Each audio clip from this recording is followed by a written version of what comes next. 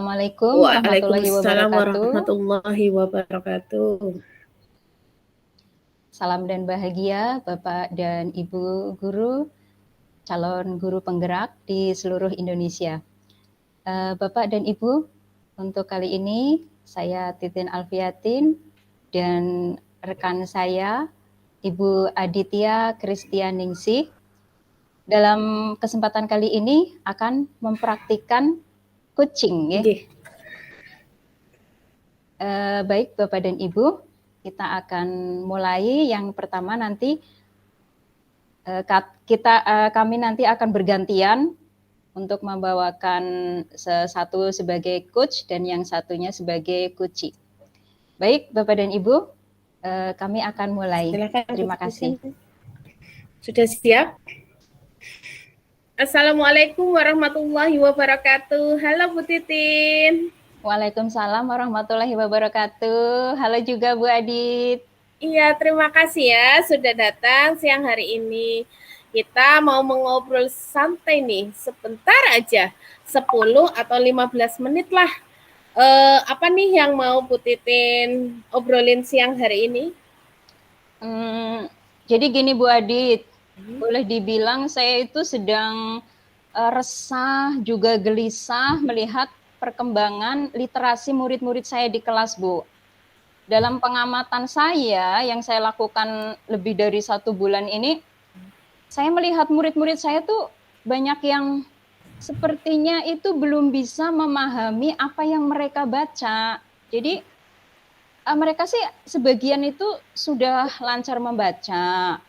Tetapi ketika saya tanya apa isi dari bacaan tersebut, mereka itu belum mengerti Bu Adit, belum paham apa yang mereka baca gitu. Jadi kalau menjawab itu mereka letterlock, harus melihat buku dan harus sama dengan apa yang ada di buku, begitu Bu Adit. Oh, jadi Bu Titin ini mau mengobrol tentang murid-murid Bu Titin ya, yang rata-ratanya sulit dalam memahami isi bacaan dari teks yang mereka baca. Begitu ya Bu Titin? Iya, jadi ya masalahnya kayak gitu itu Bu Adit. Oke, ya. Jadi Bu Titin itu merasakan keresahan karena murid-murid itu sudah lancar membaca, tetapi pada saat membaca pertanyaan tentang isi teks, mereka merasa kesulitan. Iya benar Bu Adit, begitu. Oke, baik Bu Titin. Kita hanya punya waktu sedikit untuk mengobrol. Kira-kira apa yang ingin Bu Titin dapatkan dari pembicaraan kita siang hari ini? Gini Bu Adit, saya tuh kepengen ya menemukan cara yang efektif untuk membantu murid-murid saya agar mereka bisa paham dengan apa yang mereka baca. Maksudnya hal-hal apa nih yang bisa saya lakukan kepada murid-murid saya terkait dengan permasalahan tadi? Oh, begitu ya. Jadi apa yang bisa Bu Titin lakukan untuk bisa membantu murid itu bisa paham terhadap apa yang mereka bacakan? Iya begitu ya. Jadi karena kita kan tahu Bu betapa pentingnya memahami apa yang kita baca agar terhindar dari berbagai masalah. Kita kan sudah lihat nih banyak hal negatif yang terjadi akibat rendahnya pemahaman terhadap bacaan. Oke Bu Titin. Nah, dari pengamatan yang Bu Titin lakukan itu, menurut Bu Titin, murid yang sudah bisa memahami teks bacaan itu murid yang seperti apa itu kira-kira Bu Titin? Beberapa indikator nih yang menurut saya itu mengindikasikan bahwa murid itu sudah paham membaca itu. Salah satunya itu ketika saya melontarkan pertanyaan atau diberikan pertanyaan tentang isi teks itu, anak-anak bisa menjawab tanpa melihat buku. Jadi mereka itu sudah mengerti lah, sudah paham begitu. Kemudian mereka itu bisa menemukan informasi-informasi penting dari teks bacaan.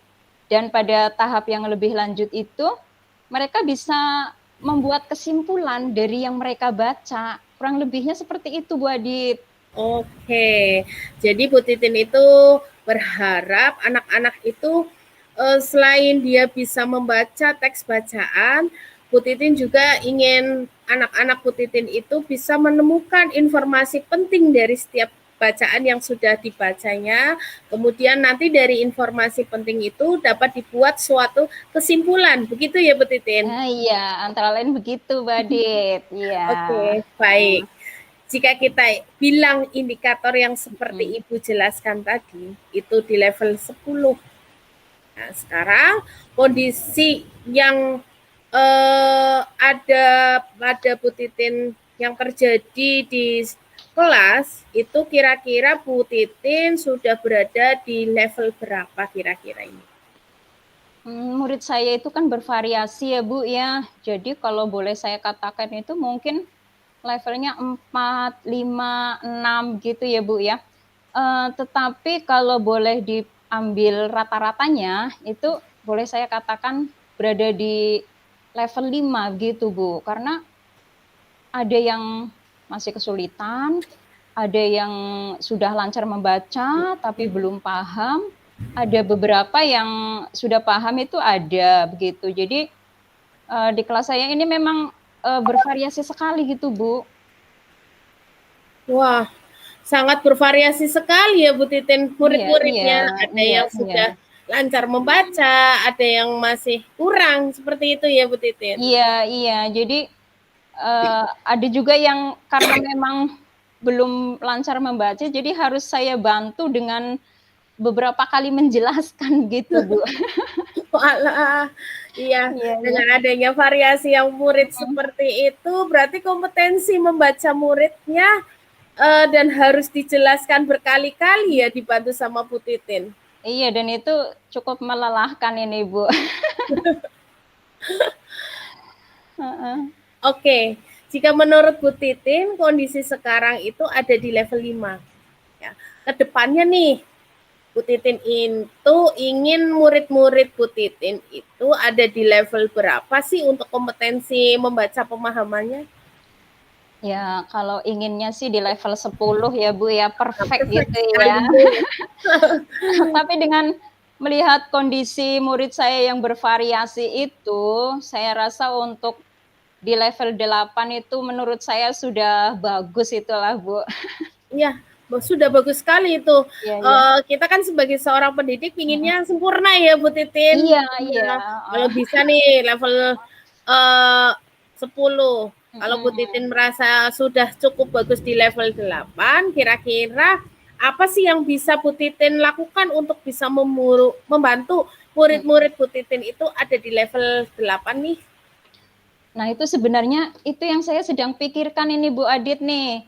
Itu gimana ya caranya tuh untuk bisa membantu murid-murid saya untuk mencapai level itu, Bu? Oh, kalau dari pengamatan Bu Titin, murid-murid itu sukanya membaca buku genre apa sih kira-kira? Kalau dari pengamatan saya sih ya ini Bu ya, kan biasanya saya ada di kelas ketika jam istirahat dan anak-anak itu saya sediakan buku kan Bu, di kelas itu ada pojok baca gitu untuk literasi. Jadi kebanyakan mereka itu mengambil buku fabel Bu, untuk fabel, dan ketika mereka membaca fabel itu dalam suasana santai itu mereka tuh kelihatannya asik sekali gitu Bu. Seperti terbawa, ada yang tertawa-tawa, ada yang ya kelihatannya itu mereka larut dalam cerita itu gitu Bu. Dan Wah, iya. kalau untuk baca, ada lagi nih yang mereka suka tuh ada ensiklopedia anak ini. Nah kalau untuk ensiklopedia anak itu saya lihat tuh ada yang kayak manggut-manggut gitu, gitu kayak seolah-olah tuh mereka seperti mendapatkan sesuatu yang baru gitu Bu Adit. Wah, berarti menikmati sekali ya mereka Iya, ya iya terhadap benar Bu apa Adit. yang mereka baca. Iya, iya mungkin karena situasi santai mungkin ya Bu dalam keadaan istirahat gitu Bu. Oh iya, berarti anak-anak ini asik ya saat membaca buku pada jam istirahat dengan posisi nyaman mereka seperti itu ya Bu Titin. Iya begitu Bu. Jadi kelihatannya ini suasana santai itu mempengaruhi mood anak-anak juga Bu. Iya, betul sekali. Kalau mood anak itu baik, pasti anak bisa merasakan alur cerita yang ada di dalam buku itu. Iya, Nah, iya. gimana sih Bu Titin bisa melihat suasana kondisif ini untuk bisa mengembangkan anak-anak terhadap bacaan? Saya rasa nih, saya harusnya bisa nih memanfaatkan waktu itu ya, untuk misalnya bertanya mengenai isi bacaan yang ringan-ringan aja sih, misalnya tokoh, kemudian setting, sampai pada tahap selanjutnya itu, eee, pada kronologinya tuh gimana cerita itu yang mereka baca.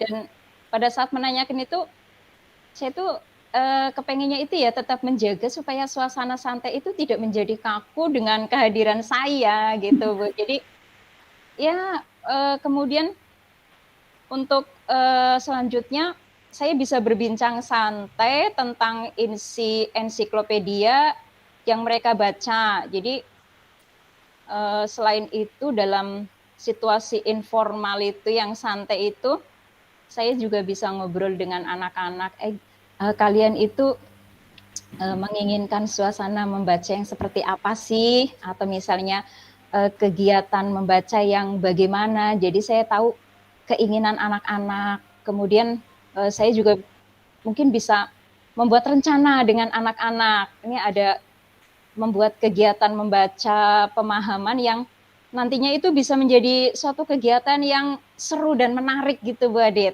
Wah, saya rasa juga sangat menarik sekali apa yang sudah direncanakan oleh Bu Titin. Kira-kira nih, rencana yang mana yang paling mungkin dilakukan oleh Bu Titin dalam waktu dekat?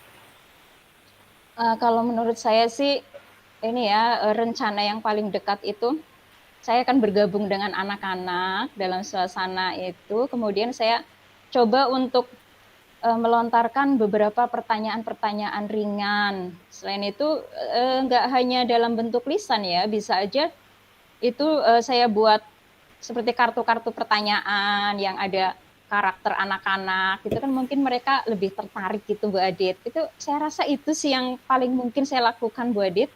Wah, kreatif sekali. Jadi, kira-kira bisa dimulai kapan nih Bu Titin?